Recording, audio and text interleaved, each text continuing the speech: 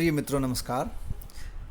इस व्याख्यान में हम कार्ल पियर्सन के सहसंबंध गुणांक का एक उदाहरण लेंगे और प्रत्यक्ष विधि द्वारा हल करेंगे। इससे पूर्व के व्याख्यान में मैंने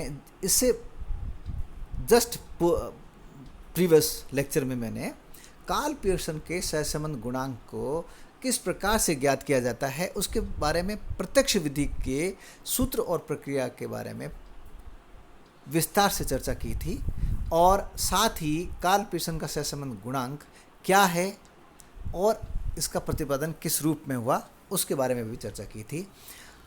उससे पूर्व हम सहसंबंध की परिभाषाएं, उसका अर्थ, श्रेणियां, दिशाएं, माप और स्पीयरमैन के सहसंबंध गुणांक के बारे में जान चुके हैं, विस्तार से चर्चा कर चुके हैं, विभिन्न उदाहरण लेके हम हल कर चुके हैं।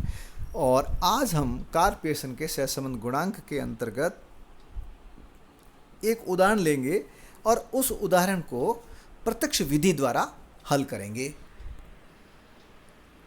इससे पूर्व के व्याख्यान में मैंने बताया था कि कार्ल पियर्सन का सहसंबंध गुणांक कार्ल पियर्सन द्वारा, जो कि प्राणीशास्त्री थे, उनके द्वारा इजाद किया हुआ है, उनके द्वारा प्रतिपादन किया गया है इस रीति का।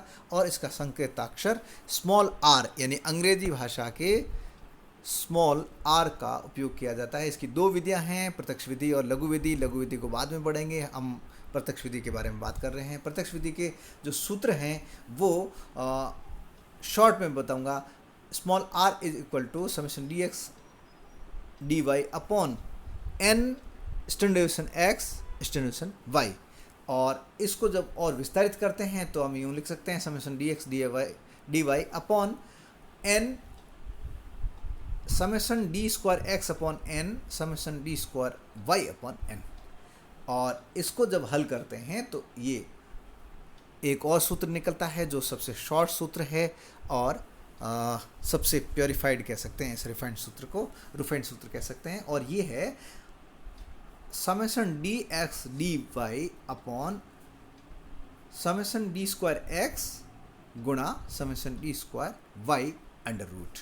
और अब हम चलते हैं, एक उदाहरण लेते हैं। और उससे पहले प्रोसेस के बारे में मैंने पहले बताया था और फिर मैं बता दूंगा जब प्रश्न करेंगे हल तब। ये मैं प्रश्न ले रहा हूँ जो कि कैलाश नागर की पुस्तक से है। और ये जो प्रश्न है वो कई बार अनेक विश्वविद्यालयों में आ चुका है, जैसे आपको सामने दिखाई दे रहा है। अजमेर यूनिवर्सिटी में भी आ चुका है, एमए में भी आ चुका है, बीए में भी आ चुका है, अलीगढ़ मुस्लिम यूनिवर्सिटी में भी आ चुका है, विक्रम यूनिवर्सिटी उज्जैन उसमें भी आ चुका है, MLSU यानी मोहनलाल सुखाड़े विश्वविद्यालय उदयपुर की परीक्षाओं में भी आ चुका है और जोधपुर यूनिवर्सिटी की यानी जयनारायण व्यास विश्वविद्यालय के परीक्षाओं में भी अनेक बार पूछा गया है। इस प्रश्न को इसीलिए मैंने लिया है और इस प्रश्न को हम हल करने जा रहे हैं। प्रश्न है, निम्नांकित आंकड़ों से कार्ल पियर्सन का सहसंबंध गुणांक ज्ञात कीजिए। और प्रश्न है, पति की आयु वर्षों में और पत्नी की आयु वर्षों में। और प्रश्न जो दिया हुआ है ये पति की आयु 23, 27, 28, 28, 29, 30, 31, 33, 35, 36 और पत्नियों की आयु दे रखी है 18, 20, 22, 27, 21, 29, 27, 29, 28, 29। यानी इसको हम यूँ कह सकते हैं कि 23 वर्ष के पति की आयु 23 वर्ष के पत्नी की आयु है 18 वर्ष और 27 वर्ष के पत्नी की आयु है 20 वर्ष। और इसी तरह से आगे हम बढ़ सकते हैं और जितना भी प्रश्न है उसको हम विस्तार से पढ़ सकते हैं, लेकिन हमारा यहाँ पे उद्देश्य प्रश्न को हल करना है, इसलिए हम आगे बढ़ते हैं। उससे पहले मैं बताना चाहूँगा कि प्रश्न वही वापस रिपीट करना चाहूँगा कि जब भी सांख्यिकी में प्रश्न हल करते हैं तो सबसे पहले प्रश्न को पढ़ना चाहिए, समझना चाहिए और उसके बाद में हमें सोचना चाहिए कि इसमें कौन सी विधि और कौन से सूत्र लगेंगे।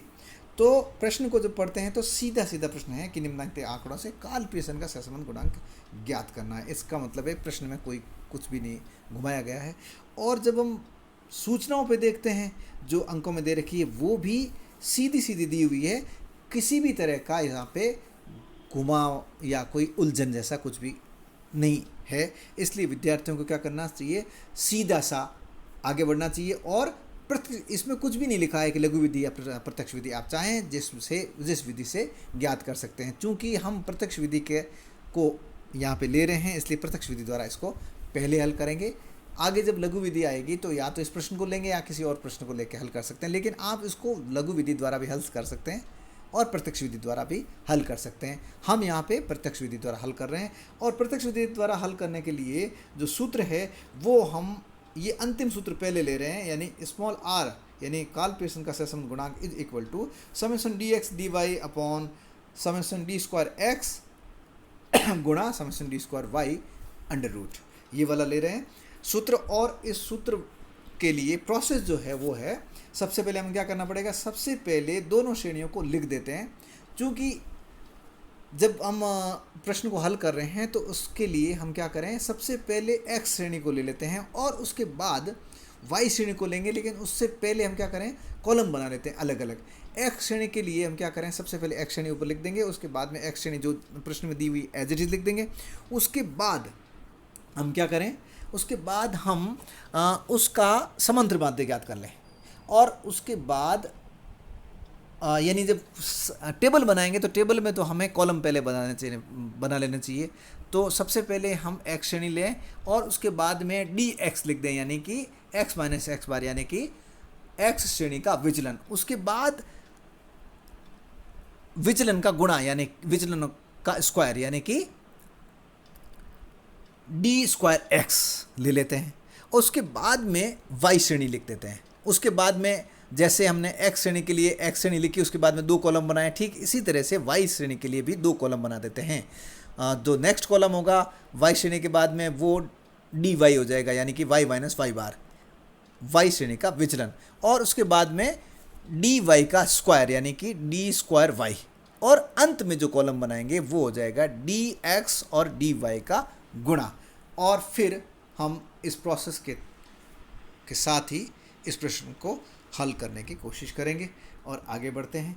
इस प्रश्न को हम जैसे मैंने प्रोसेस बताया उसी तरह से हम लिख रहे हैं। सबसे पहले क्या किया है, ये एक्स श्रेणी है और उसका विचलन है और उसका विचलन का वर्ग है, और ये वाई श्रेणी है और ये इसके साथ ही उसका विचलन और विचलन का वर्ग, ये। और एंड में जो है वो एक कॉलम कॉमन हो जाएगा जो कि दोनों श्रेणियों के विचलनों के गुणाओं का कॉलम होगा, और उसका अंत जो होगा वो उसके जोड़ के साथ होगा। उसके बाद उसको सूत्र में रख के हम हल कर देंगे। तो सबसे पहले हम चलते हैं, सबसे पहला देखिए, जब मैंने बताया ना आपको यहाँ पे कि एक्स श्रेणी ले लेते हैं, उससे संबंधित कॉलम बना लेते हैं। तो एक्स श्रेणी ले ली और उससे संबंधित कॉलम ले लिया, और सबसे पहला कॉलम क्या लिखेंगे, एक्स, यानी प्रश्न में दी हुई एक्स श्रेणी लिख देंगे। एक्स श्रेणी क्या थी, प्रश्न में एक्स श्रेणी में लिखा हुआ था एक्स, हम मानेंगे इसको, जो पहला है उसको एक्स मान लेते हैं, दूसरा है उसको वाई मान लेते हैं। तो पति की आयु, यानी पति की आयु को हम एक्स मान लेते हैं और पत्नी की आयु को हम वाई मान लेते हैं। तो पति की आयु जो लिखी है उसको हम एक्स मानते हुए एज इट इज़ यहाँ पर लिख देंगे। 23, 27, 28, 28, 29, 30, 31, 33, 36, इस तरह से हमने लिख दिया। और उसके बाद हमने क्या किया, हमने देख लिया, ये गिन लिए कितने हैं, 1, 2, 3, 4, 5, 6, 7, 8, 9, 10 है ये। तो n बराबर 10 हो गया हमारा। सबसे पहला काम तो ये। उसके बाद हम क्या करना पड़ेगा, उसके बाद हमको x की जोड़ करनी पड़ेगी। क्यों करनी पड़ेगी जोड़, क्योंकि इसकी जोड़ करनी पड़ेगी। क्यों करनी पड़ेगी, क्योंकि हमें x बार ज्ञात करना है। क्यों ज्ञात करना है, क्योंकि हमें इसका विचलन लेना है, एक्स श्रेणी का विचलन लेना है। और विचलन जो है वो प्रत्यक्ष विधि में एक्चुअल मीन से लिया जाता है, अर्थात वास्तविक समांतर माध्य, वास्तविक माध्य से ज्ञात करना पड़ता है। इसलिए हमें सबसे पहले वास्तविक समांतर माध्य ज्ञात करना पड़ेगा। लघु रीति होगी तो हम उसमें एज्यूम मीन कर लेंगे, एक्चुअल मीन की निकालने की आवश्यकता नहीं होगी। लेकिन यहाँ पे हमें एक्चुअल मीन निकालना पड़ेगा, अर्थात समांतर माध्य ज्ञात करना पड़ेगा। तो सबसे पहले हम क्या कर रहे हैं, इसको जोड़ लेते हैं, और इसकी जोड़ जो आ रही है वो आ रही है, इसकी जोड़ आ रही है 300। तो अब हम यहाँ पे n तो लिख ही लेंगे, लेकिन साथ में इसकी जोड़ करके भी हमें लिखना पड़ेगा यहाँ पे एन के बाद में हम एन नीचे लिख सकते हैं हम, और इसमें इसकी जोड़ लिखनी चाहिए, और जोड़ लिख देते हैं हम, इसको जोड़ेंगे आपस में तो 300 आ रही है ये, और यहाँ पे लिख देंगे summation x is equal to 300। और इसी तरह से ये कॉलम बना लिए। उसके बाद हमें y का भी एक दूसरा जो मैंने बताया था कि पूरा एक कॉलम बनाना पड़ेगा, और y के लिए जो कॉलम बना रहे हैं 3 कॉलम हैं। तो सबसे पहले y श्रेणी यानी कि पत्नियों की आयु को हम यहाँ पे एज इट इज़ लिख देंगे। n तो एक बार ही हमने निकाल चुके हैं कि 10 है, तो इसकी जोड़ कर लेंगे, समेशन y कर लेंगे, अर्थात y यानी कि पत्नियों की आयु की जोड़ समेशन y होगी, और वो आ रही है 250।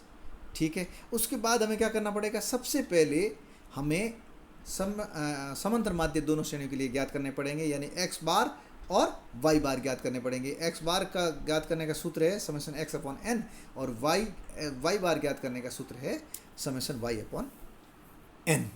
तो समेशन x यानी x की जोड़ कितनी आ रही है 300 बटे n कितना है 10, तो हम यहाँ पे लिख देंगे 300 बटे 10, तो 300 में 10 का भाग दिया 30 आ गए, हमने 30 लिख दिए।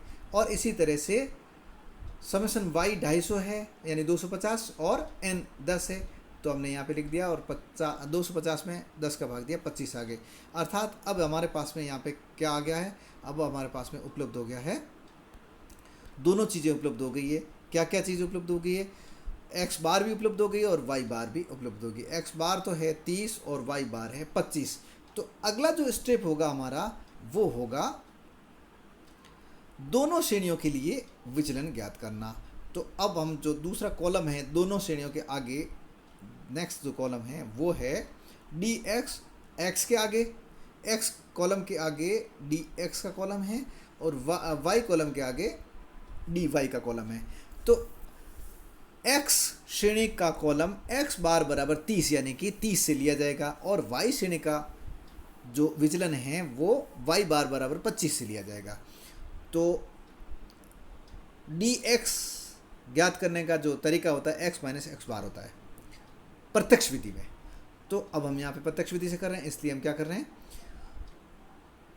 प्रत्येक x में से 30 को घटाएंगे। तो 23 माइनस 30 बराबर माइनस के 7, 27 माइनस 30 बराबर माइनस के 3, 28 माइनस 2 बराबर माइनस के 28 माइनस 30 बराबर माइनस के 2, 28 माइनस 30 बराबर माइनस के 2। इस तरह से हम पूरी श्रेणी का विचलन ज्ञात कर लेंगे, अर्थात x माइनस एक्स बार कर लेंगे और इस कॉलम में लिख लेंगे। उसके बाद हम क्या करेंगे, इस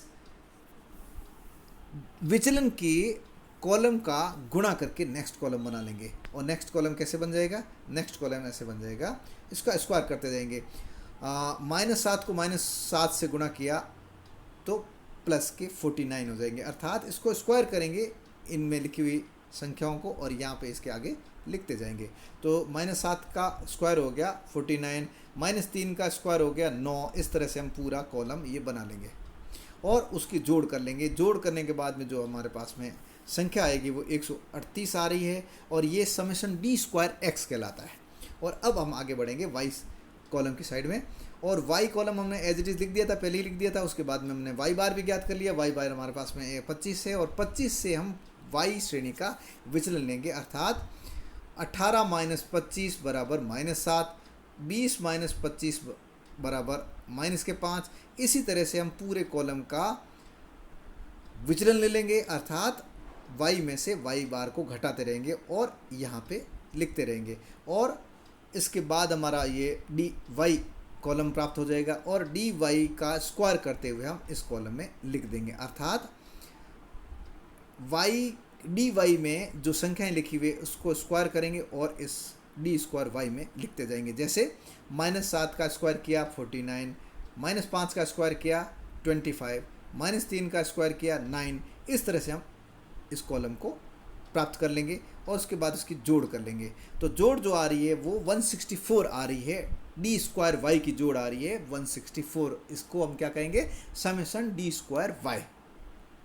और नेक्स्ट कॉलम जो है वो हो जाएगा हमारा dx और dy का गुणा, यानी कि दोनों श्रेणियों के विचलनों का गुणा d x d y, d x into d y, यानी कुछ भी नहीं हो तो बीच में कोई निशान नहीं होता, इसका मतलब दोनों का आपस में गुणा करना, मल्टीप्लिकेशन होता है। और जब हम एल्जेब्रा करते हैं, बीजगणितीय किसी भी संख्याओं को हल करते हैं, तो बीजगणितीय जो रूप में लिखते हैं तो कुछ भी नहीं होता है या डॉट होता है, इसका मतलब मल्टीप्लिकेशन है वो। तो अब हम क्या कर रहे हैं, डी एक्स और डी वाई का आपस में गुणा कर लेते हैं। तो इस कॉलम को इस कॉलम के साथ में मल्टीप्लाई करके इस कॉलम में हमको लिखना है। तो -7 को -7 से गुणा किया तो प्लस के 49 आए। फिर है -3 को -5 से मल्टीप्लाई किया तो प्लस के 15 आए। -2 को -3 से मल्टीप्लाई किया तो +6 आए।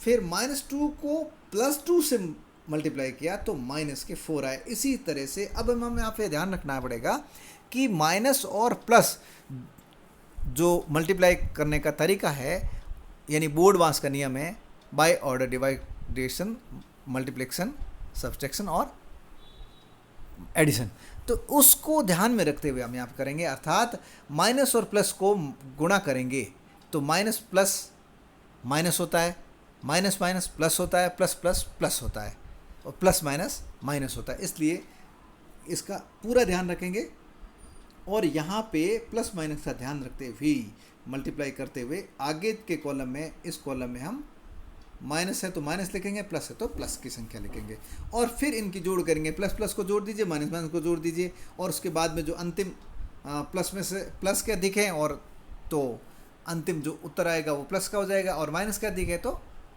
अंत में जो उत्तर आएगा वो माइनस में आ जाएगा। प्लस का तो प्लस में, माइनस का तो माइनस में। मतलब संख्याएं यदि जोड़ यदि प्लस की अधिक आ रही है तो प्लस में आएगा और माइनस की अधिक आ रही है तो माइनस में आएगा। ये विशेष ध्यान रखना है, खास करके जो आर्ट्स के बच्चे होते हैं वो जब इस प्रश्न को हल करते हैं तो यहाँ पे गलती कर जाते हैं, इसलिए मैं इसको यहाँ पे दोहरा रहा था। आगे बढ़ते हैं और ये जो जोड़ आएगी, अंतिम जो उत्तर आएगा इसका वो 123 है और ये प्लस का है क्योंकि प्लस के 127 है इसमें और माइनस के 4 ही है। इस कारण से प्लस 127 में से -4 गए, पीछे रह गए प्लस के 123।